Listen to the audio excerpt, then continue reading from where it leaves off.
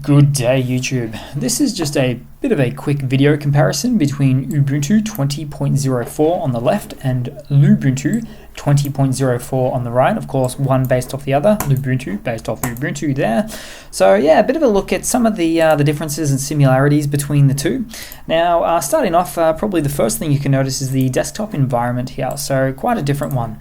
Ubuntu itself is based on the GNOME desktop environment, which we'll see on some of the details here, and Lubuntu based on the LXDE desktop environment there, hence the L that it starts for.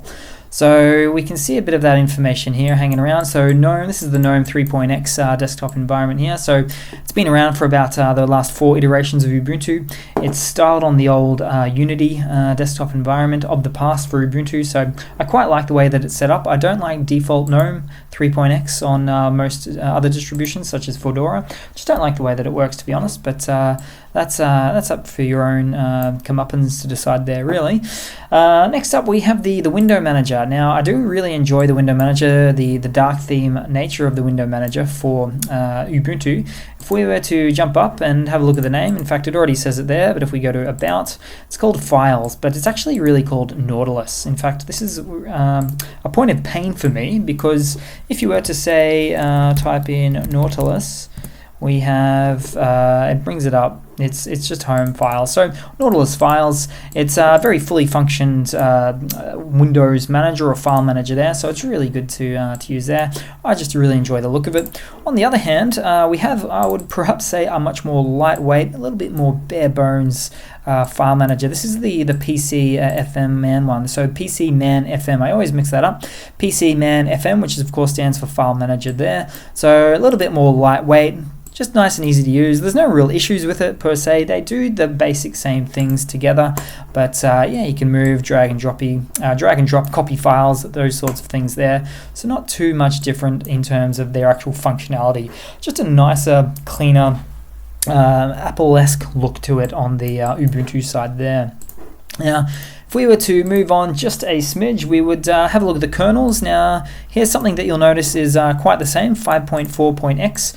Now, it is one of the latest and greatest kernels, which is something that Ubuntu is known for. I would almost say bleeding edge, but it's not quite, nearly there. But still one of the latest, which is great for the the latest hardware. If you've got a new hardware PC, if you've got a CPU, AMD one, you definitely want to use a later version of Lubuntu or Ubuntu for that matter, just so it's all going to work nice and smoothly for you. Now, it is long-term service release, which means both of these operating systems will have security patches up for about the next 5 years ago, or so, for up until about 2025. So you can install this on any machine, and it will be safeguarded in terms of available security updates for the next half a decade, which is really good to see. So you could hang out with this operating system, either one of them actually, and just use it on the same machine without the need to change for many years.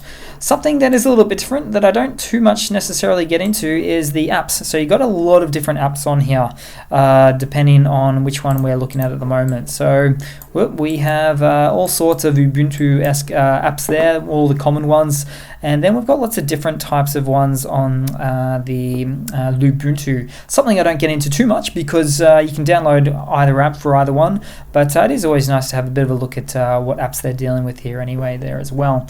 So that's pretty much it, guys, in a nutshell. Just a bit of a clean and clear look at the difference between Lubuntu and Ubuntu, both version 20.04, latest release, come out in the last couple of weeks or so.